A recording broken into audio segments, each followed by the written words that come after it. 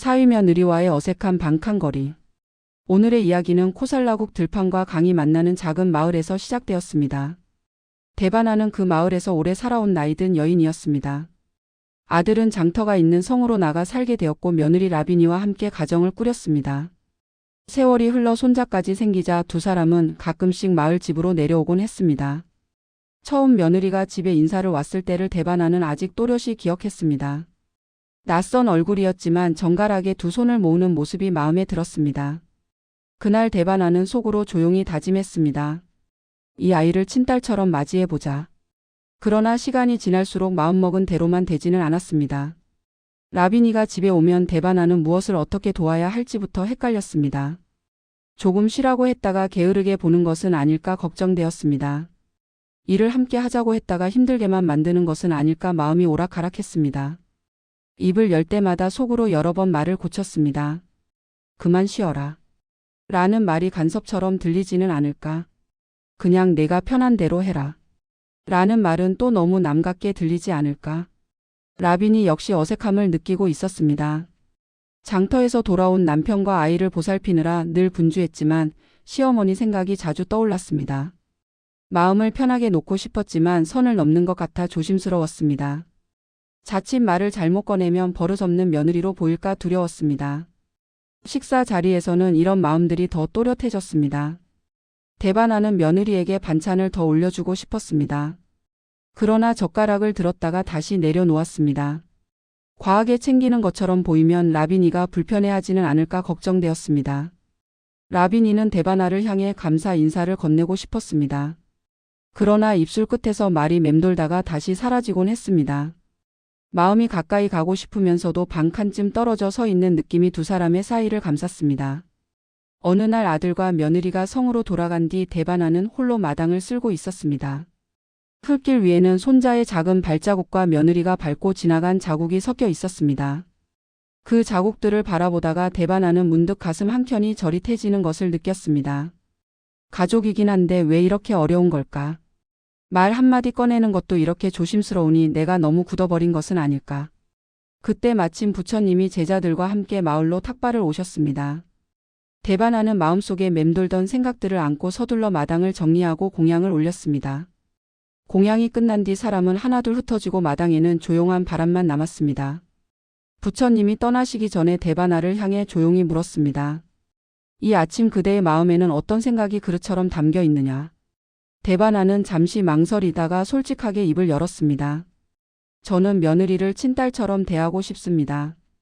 그러나 무엇을 말해도 간섭으로 들릴까 두렵습니다.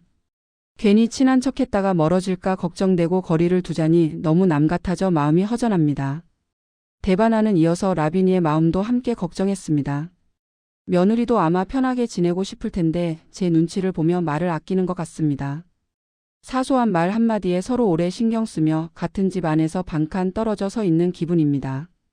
부처님은 데바나의 말을 조용히 들으시고 마당 한켠에 놓인 그릇을 집어 들었습니다. 그릇 하나를 두 손으로 받쳐 들며 물었습니다. 이 그릇을 들고 있다고 할 때 무엇이 가장 두려우냐? 데바나는 곧장 대답했습니다. 손에서 미끄러져 떨어지는 것이 두렵습니다. 부처님이 미소를 머금고 제자 한 명을 불러 그릇을 반대편에서 함께 받치게 했습니다. 이제 두 사람은 서로 다른 방향에서 같은 그릇을 떠받치고 서 있었습니다. 부처님이 말했습니다. 한쪽 손만 그릇을 들고 있을 때에는 힘이 모자라면 떨어뜨릴까 두려워진다.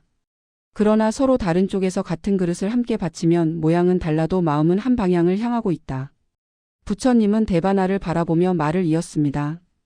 며느리와 그대도 이 그릇을 함께 드는 두 손과 같다. 한 손은 오래 이 집을 지켜온 어른의 손이고 다른 한 손은 새로 이 집을 돕기 위해 들어온 젊은 손이다. 손 모양은 다르고 힘을 쓰는 자리는 조금씩 다를 수 있다. 그러나 놓치지 않으려는 마음만큼은 같은 그릇을 향해 있다. 데바나는 가만히 서서 그 말을 들었습니다. 부처님이 다시 물었습니다. 그릇을 혼자만 들고 있다고 생각하면 어떤 말이 간섭처럼 느껴지겠느냐? 데바나는 조용히 대답했습니다. 이 집을 온전히 제 손으로만 지켜야 한다고 생각하니 며느리의 작은 말도 제 자리를 빼앗는 것처럼 느껴졌던 것 같습니다. 부처님이 부드럽게 고개를 끄덕였습니다. 이제는 한 그릇을 양쪽에서 함께 들고 있다고 생각해 보아라. 그대의 말이 간섭이 아니라 함께 지키려는 마음이 될 것이다. 며느리의 말도 이 집을 향해 손을 보태는 움직임으로 보일 것이다. 부처님은 마지막으로 이렇게 덧붙였습니다. 완벽히 친딸과 친어머니처럼 느껴지지 않아도 괜찮다. 다만 같은 그릇을 함께 바치는 동료라는 생각을 마음에 품어라. 그러면 어색한 방칸 거리가 서서히 따뜻한 반걸음으로 바뀌기 시작할 것이다. 그날 저녁 대바나는 며느리와 손자가 다시 찾아왔을 때 마음을 조금 달리해 보았습니다. 라빈이가 부엌일을 도우려 다가왔을 때 대바나는 조심스럽게 말을 건넸습니다. 오늘은 내가 반쯤 들 테니 너도 반쯤만 들어라. 라빈이는 뜻을 정확히 알 수는 없었지만 대바나의 얼굴에 어려있는 부드러운 미소를 보았습니다. 그리고 조용히 대답했습니다. 그러면 저도 한쪽에서 잘 받쳐들겠습니다. 그 말에 대바나의 가슴 한켠이 따뜻하게 데워지는 느낌이 들었습니다. 두 사람 사이의 방칸 거리가 조금은 좁혀진 듯 했습니다. 오늘의 이야기는 이제 조용히 가슴 한켠에 내려놓겠습니다. 이제 이 영상을 듣는 당신의 마음에도 사위나 며느리와의 어색한 방칸 거리가 떠오를지 모릅니다. 가까이 다가가자니 싫어할까봐 걱정되고 거리를 두자니 너무 남 같아지는 마음이 함께 있을 수 있습니다. 오늘 밤만큼은 완벽한 친부모와 친자식이 아니라 같은 그릇을 함께 바치는 동료라는 생각을 조용히 떠올려 보시길 바랍니다. 당신의 손과 그 사람의 손이 같은 방향으로 한 그릇을 받쳐 들고 있다는 느낌을 가슴에 품으며 숨을 천천히 고르듯 쉬어 보시길 바랍니다.